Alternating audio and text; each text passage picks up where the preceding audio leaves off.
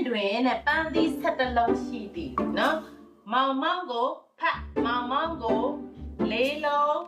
ပေးလျက်ညီမြကြမည်ဒီပန်းသီး17လုံးမှာ4လုံးပေးရင်ဘယ်နှလုံးကြမှာတော့ထောင်းလက်ကဘယ်နှချောင်းရှိတော့ထောင်း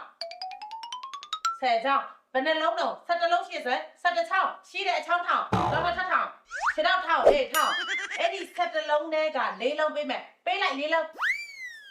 တဲ့တော့ဘယ်နှလုံးကြတော့ ခုနလုံး ရေဘယ်နှလုံးကြမှာဒီဟောတော့မင်းရတော့ဝဲဦးသာမဝဲဖျားတော့မယ်အခုဒီကိုဘာမှမရသေးငါစိတ်ညစ်တယ်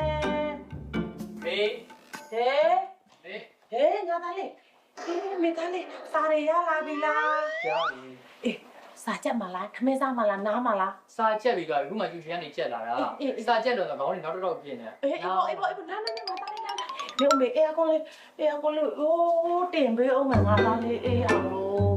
တားရီဖေးကိုဒီကုံလေးလာရွှေ့ကို မေတားမှာစာချက်လို့ပြန်မှလို့ဖေကခိုင်းနေရတာ ဟာတော့ကလေးကိုအခုမှကျူရှင်ကပြန်လာတာကလေးခင်ဗျာစားကြရတာပြင်မတော့ရှင်းပါဖြစ်တာတော့ဘာဖြစ်ပြန်ပြီတော့